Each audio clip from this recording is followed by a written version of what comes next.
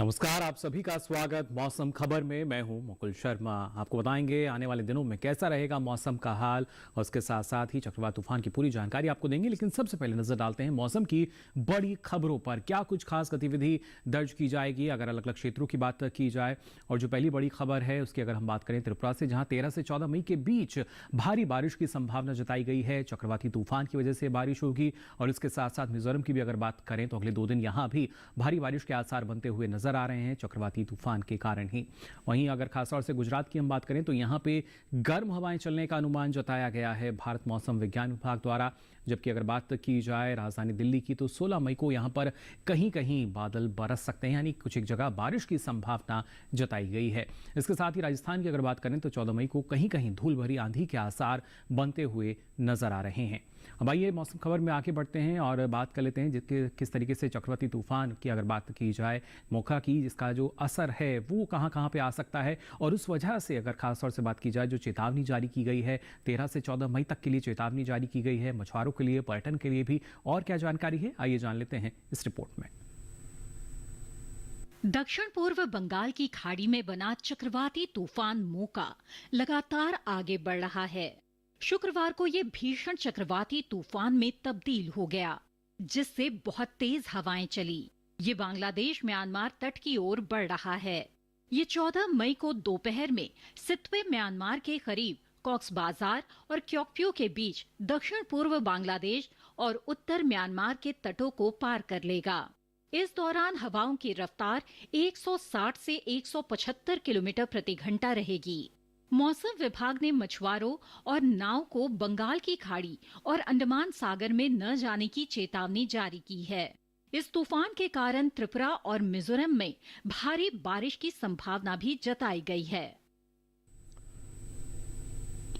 तो जाना आपने किस तरह का जो असर है इस चक्रवाती तूफान की वजह से, जो कि एक भीषण रूप ले चुका है, इसका असर देखा जा सकेगा। अब आइए आगे बढ़ते हैं और आपको बताते हैं किस तरीके से लगातार गर्मी का जो असर है वो भी बढ़ रहा है। गर्मी की अपडेट क्या है, कहां कहां पर गर्म हवाएं चलने की संभावना जताई गई है, इस पर आइए नजर डाल लेते हैं। खासतौर से अगर पहले बात की जाए, यहाँ आप देख सकते हैं जो अलग अलग क्षेत्र हैं उनमें गुजरात की अगर हम बात करें तो यहाँ पे गर्म हवाएं चलने का अनुमान जताया गया है भारत मौसम विज्ञान विभाग द्वारा। इस वजह से सावधान रहने की बात भी कही गई है।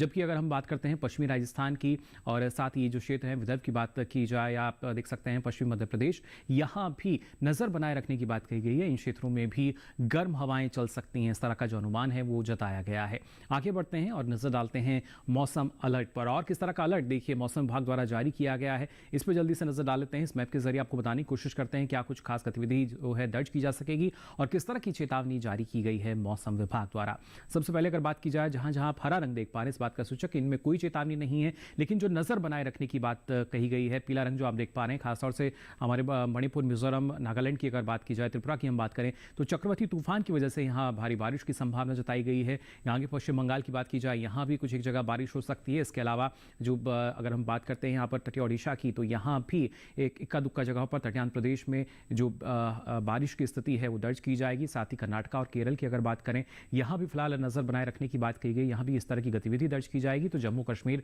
लेह लद्दाख में भी आप देख सकते हैं जो बादल हैं वो बरसते हुए नजर आ रहे हैं। भाई आगे बढ़ते हैं और मौसम पूर्वानुमान में जान लेते हैं बारिश की स्थिति और क्या रह सकती है विस्तार से। सबसे पहले बात उत्तर पश्चिम भारत की करते हैं। आप देख सकते हैं जम्मू कश्मीर, लेह लद्दाख की अगर बात की जाए, हिमाचल प्रदेश, उत्तराखंड, जितने भी जो पहाड़ी राज्य हैं यहाँ पर कहीं कहीं बारिश की संभावना जताई गई है मौसम विभाग द्वारा।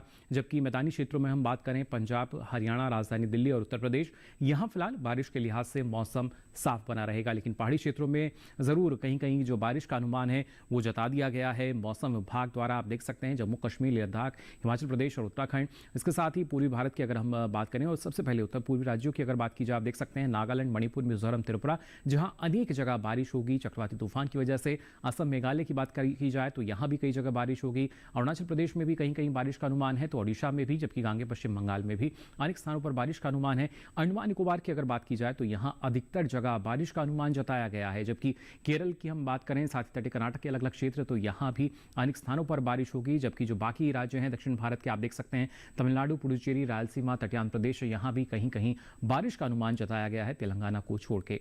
इसके अलावा मध्य भारत की अगर बात की जाए तो आप देख सकते हैं बारिश के लिहाज से फिलहाल हम कह सकते हैं मौसम साफ बना रहेगा। मध्य प्रदेश की बात की जाए, विदर्भ की बात करें, छत्तीसगढ़, मराठवाड़ा, मध्य महाराष्ट्र, कोंकण, गोवा, सौराष्ट्र, कच्छ, गुजरात या फिर राजस्थान की बात करें तो यहाँ कहीं भी फिलहाल बारिश का कोई भी अनुमान नहीं जताया गया है। लेकिन इन क्षेत्रों में गर्म हवाएं चलेंगी। वहीं पिछले 24 घंटों के दौरान देखिए क्या कुछ खास गतिविधि दर्ज की गई है। मौसम की चाल पर नजर डाल लेते हैं। उत्तराखंड की अगर हम बात करें तो यहाँ पे जरूर अलग अलग स्थानों पर जो बारिश की स्थिति है वो दर्ज की गई पिछले 24 घंटों के दौरान। जबकि जो उत्तर पश्चिम भारत के बाकी राज्य हैं, शेष राज्यों की अगर बात की जाए तो वहां पे किसी भी तरह की कोई भी खास गतिविधि मौसम में दर्ज नहीं की गई। लेकिन उत्तराखंड में जरूर जो बादल हैं वो बरसते हुए नजर आए। अलग अलग क्षेत्रों की अगर खास तौर से बात की जाए, इसके साथ ही पूर्वी भारत की अगर हम बात करें तो आप देख सकते हैं यहाँ पे ओडिशा की अगर बात की जाए तो यहाँ बारिश की स्थिति दर्ज की गई। बिहार की अगर हम बात करें तो यहाँ पे अलग अलग जगहों पे जो गर्म हवाएं हैं वो चली। उप हिमालय, पश्चिम बंगाल और सिक्किम में भी गर्म हवाओं की स्थिति रही। साथ ही जो नागालैंड, मणिपुर, मिजोरम, त्रिपुरा की बात की जाए तो यहाँ भी बारिश की स्थिति दर्ज की गई।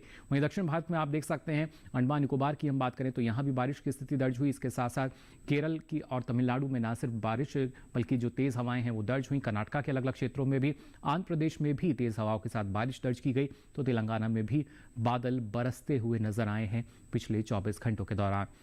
और खासतौर से अगर हम बात करें गुजरात की, मध्य महाराष्ट्र की इन क्षेत्रों की, तो पिछले 24 घंटों के दौरान इन क्षेत्रों में अलग अलग जगहों पर जो गर्म हवाएं हैं वो दर्ज की गई हैं। और इस तरह का ही जो अनुमान है वो फिलहाल जताया गया था भारत मौसम विज्ञान विभाग द्वारा। तो जाना आपने क्या कुछ खास गतिविधि पिछले 24 घंटों के दौरान दर्ज की गई है, यानी मौसम की चाल कैसी रही। फिलहाल बुलेटिन में वक्त हो चला एक छोटे से ब्रेक का। ब्रेक से लौटेंगे तो आपको बताएंगे आने वाले दिनों में और क्या कुछ खास रहेगा मौसम में। आप बने रहिए दूरदर्शन किसान पर।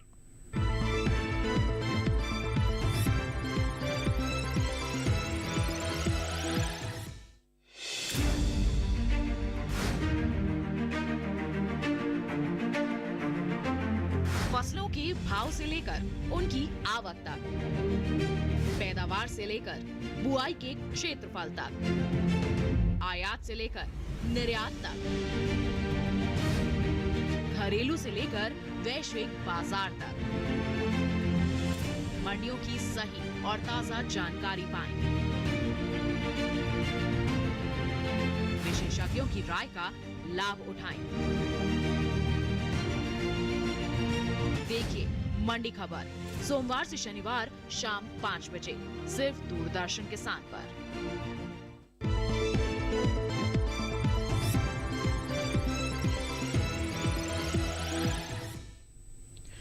ब्रेक के बाद आप सभी का एक बार फिर स्वागत मौसम खबर में। अब आइए बुलेटिन में आगे बढ़ते हैं और आपको बताते हैं लगातार जिस तरीके से मौसम में बदलाव हम देख रहे हैं, ऐसे में तापमान की स्थिति क्या दर्ज की गई है, यानी तापमान का हाल क्या रहा है, उसमें किस तरह का बदलाव दर्ज किया गया है। पहले बात करेंगे अधिकतम तापमान के हाल की।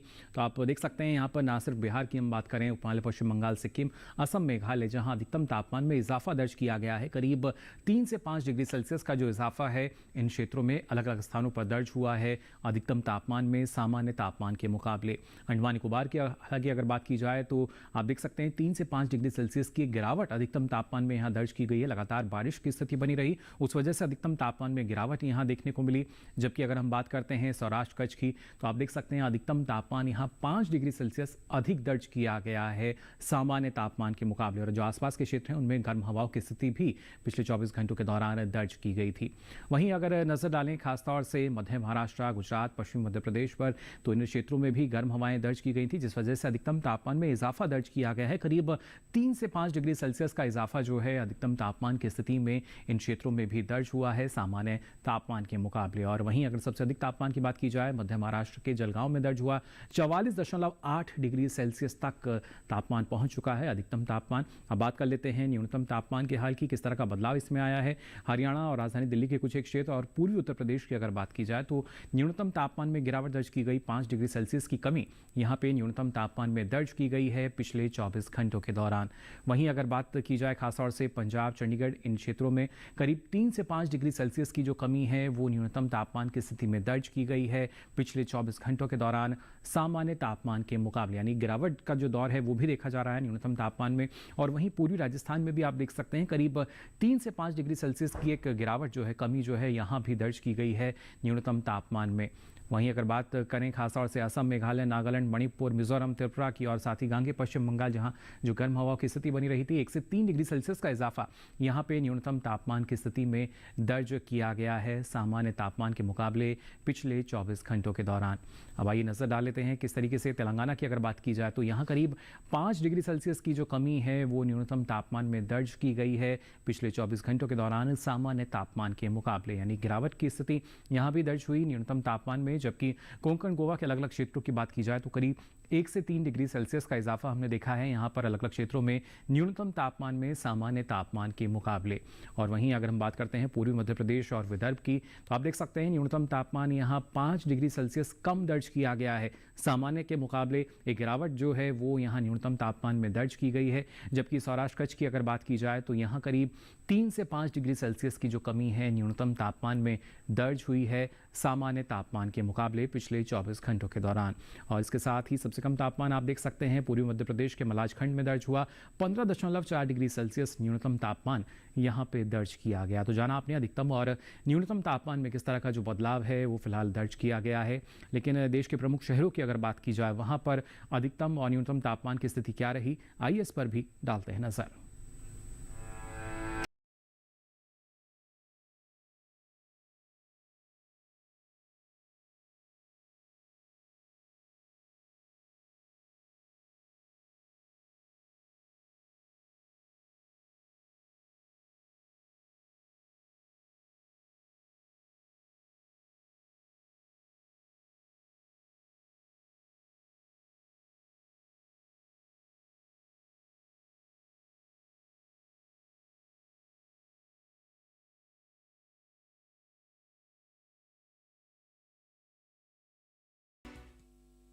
और इसी के साथ ही बुलेटिन में यहाँ वक्त हो चला एक और छोटे से ब्रेक का। ब्रेक से लौटेंगे तो आपको बताएंगे आने वाले दिनों में कैसा रहेगा मौसम का हाल। आप बने रहिए दूरदर्शन किसान पर।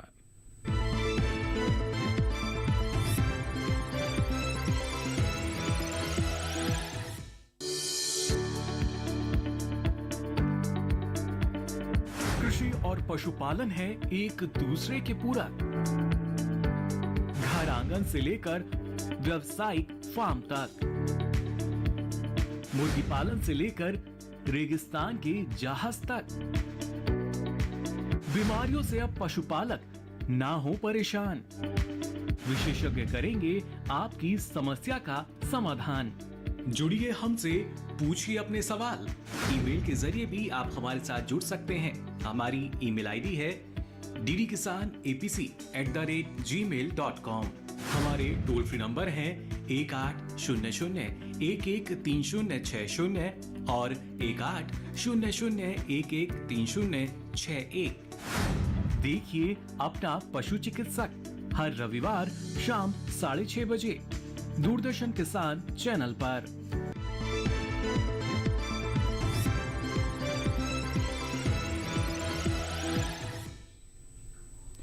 ब्रेक के बाद आप सभी का एक बार फिर स्वागत मौसम खबर में। आइए बुलेटिन में आगे बढ़ते हैं और बात कर लेते हैं वायु गुणवत्ता की स्थिति की। देश के प्रमुख शहरों में क्या स्थिति दर्ज की गई है वायु गुणवत्ता की, कौन सी श्रेणी के अंतर्गत ये दर्ज हुई। राजधानी दिल्ली की अगर बात की जाए तो 79 रहा गुणवत्ता सूचकांक, यानी एक अच्छी स्थिति फिलहाल वायु गुणवत्ता की यहाँ पे दर्ज हुई। पटना की अगर बात करें तो 137 रहा गुणवत्ता सूचकांक, यानी एक संतोषजनक स्थिति जो है वो वायु गुणवत्ता की यहाँ दर्ज की गई है।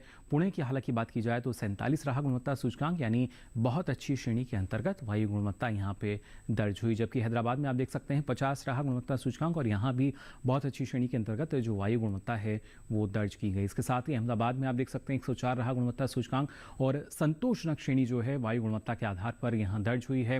मुंबई की अगर हम बात करें तो 63 रहा गुणवत्ता सूचकांक और यहाँ भी एक अच्छी श्रेणी के अंतर्गत वायु गुणवत्ता दर्ज की गई। अब आइए आगे बढ़ते हैं और नजर डालते हैं पर्यटन पूर्वानुमान में देश के प्रमुख पर्यटन स्थलों पर किस तरह का मौसम आपको मिल सकता है अगले 4 दिन। उत्तराखंड के हरिद्वार की अगर हम सबसे पहले बात करें तो आप देख सकते हैं शनिवार, रविवार, सोमवार 3 दिन जो मौसम है पूरी तरीके से खुला रहेगा, कोई भी खास गतिविधि इसमें दर्ज नहीं की जाएगी। लेकिन मंगलवार में कुछ एक जगह जो बादल हैं वो जरूर छाए हुए रह सकते हैं और ऐसे में जो अधिकतम तापमान है करीब 41 से 42 डिग्री सेल्सियस तक पहुंचेगा, जबकि न्यूनतम तापमान जो है करीब 22 से 24 डिग्री सेल्सियस के आसपास रहने का अनुमान जताया गया है अगले 4 दिनों के लिए।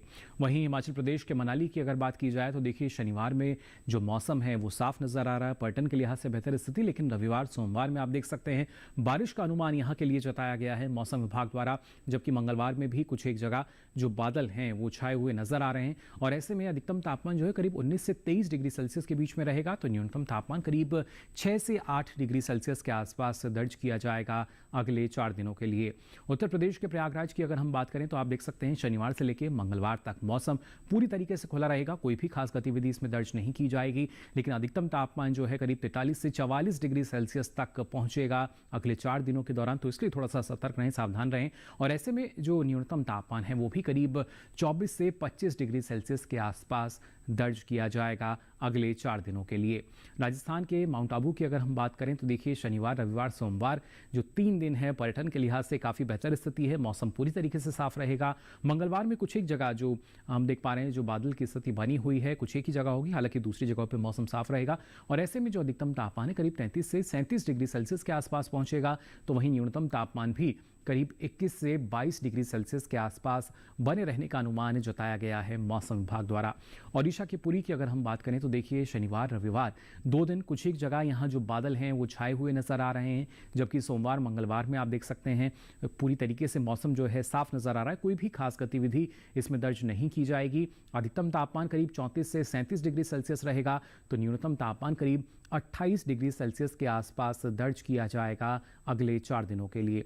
अरुणाचल प्रदेश के तवांग की अगर हम बात करें तो आप देख सकते हैं शनिवार रविवार सोमवार 3 दिन यहाँ पे बारिश का अनुमान जताया गया है और मंगलवार में भी आप देख सकते हैं बिजली की चमक और गरज के साथ जो बौछारें हैं वो दर्ज की जाएंगी। ऐसे में अधिकतम तापमान करीब 16 डिग्री सेल्सियस के आसपास रहेगा, तो न्यूनतम तापमान की बात की जाए तो ये करीब 4 से 8 डिग्री सेल्सियस के आसपास दर्ज किया जाएगा अगले 4 दिनों के लिए। अब आगे बढ़ते हैं, बात करते हैं महाराष्ट्र के मुंबई में।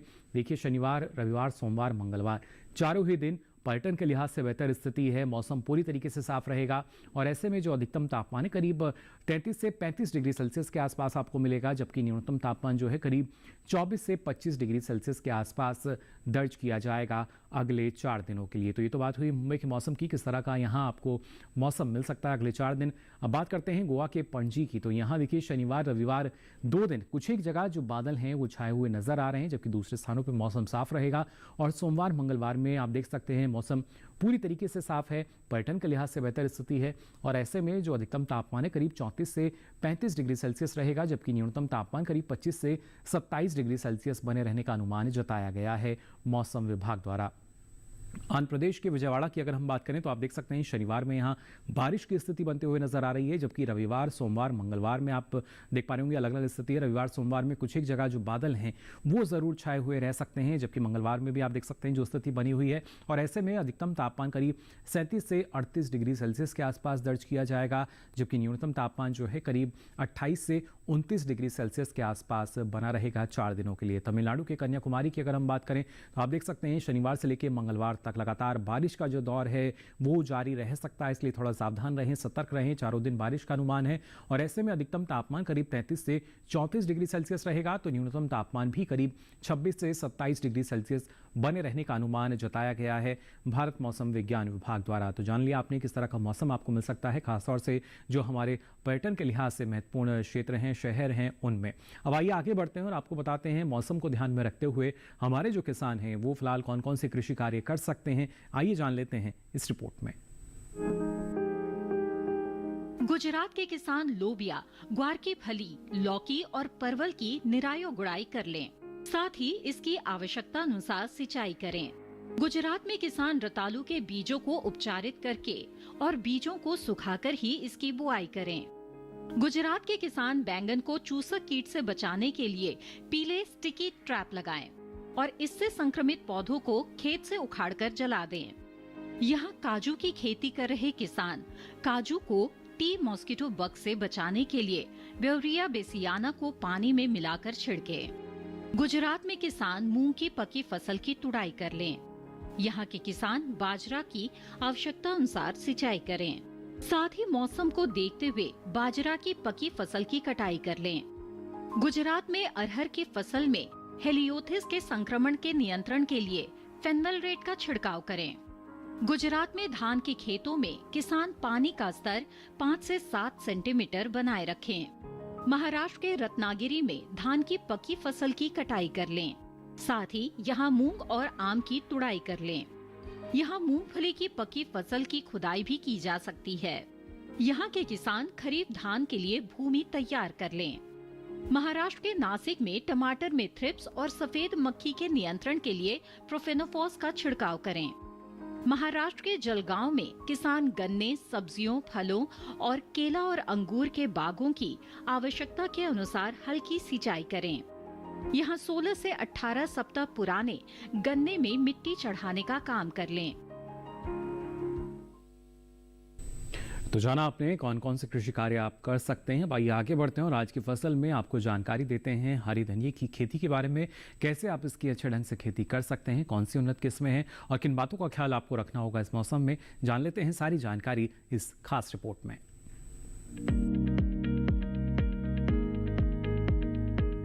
धनिये की खेती के लिए दोमट मिट्टी सबसे अच्छी मानी जाती है। इसे अच्छे जीवांश युक्त भारी भूमि में भी उगाया जा सकता है। खेत में जल निकासी का उचित इंतजाम जरूरी है। बोने से पहले खेत को अच्छी तरह जोत ले और मिट्टी को भुरभुरा बना ले। साथ ही मिट्टी को समतल कर ले। आखिरी जुताई में 100 से 120 क्विंटल प्रति हेक्टेयर की दर से गोबर की खाद मिला दे। बीज की मात्रा बुआई और सिंचाई की दशा पर निर्भर करती है। सिंचित दशा में 12 से 15 किलो बीज प्रति हेक्टेयर डालें, जबकि असिंचित दशा में इतनी ही जमीन के लिए 25 से 30 किलो बीज की जरूरत होगी। बोने से पहले बीज को उपचारित जरूर कर लें। साथ ही बुआई से पहले बीज को 12 घंटे पानी में भिगो कर रखें। कतार से कतार की दूरी 20 से 30 सेंटीमीटर जबकि गहराई 2 से 2.5 सेंटीमीटर रखें। पूरी फसल में 4-5 सिंचाई की जरूरत होती है। पहली सिंचाई बुआई के 30 से 35 दिन बाद, दूसरी 60 से 70 दिन बाद, तीसरी 80 से 90 दिनों के बाद और चौथी 100 से 105 दिन बाद करें। पहली सिंचाई के बाद निराई गुड़ाई करके खरपतवार निकाल दें। 1 माह बाद फिर से निराई गुड़ाई करें। खरपतवार की रोकथाम के लिए विशेषज्ञों की सलाह पर उचित दवाओं का छिड़काव करें। धनिये में उकठा रोग चूर्णिल आसिता रोग हो सकता है। इसे ग्रामीण भाषा में दहिया भी कहा जाता है। रोकथाम के लिए रोग अवरोधी प्रजातियां बोकर भी बीमारियों से बचा जा सकता है। फसल चक्र अपनाना भी बेहतर रहता है, लेकिन किसान इस बात का ध्यान रखे कि फसल में किसी भी तरह की दवा का छिड़काव करने से पहले कृषि विशेषज्ञों की सलाह जरूर ले। पूरी फसल होने पर पत्तियों की तुड़ाई सावधानी से करें। ध्यान रहे तोड़ते समय पत्तियां बर्बाद न होने पाए। 1 हेक्टेयर जमीन से 125 से 140 क्विंटल तक हरी पत्तियां ली जा सकती है।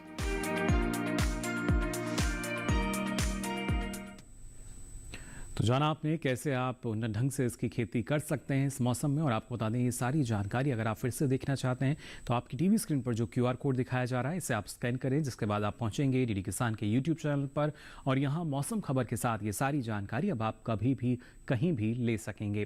तो फिलहाल के लिए मौसम खबर के इस बुलेटिन में बस इतना ही। मौसम की ताज़ा जानकारियों के साथ फिर होंगे हाजिर, तब तक के लिए दीजिए इजाज़त। नमस्कार।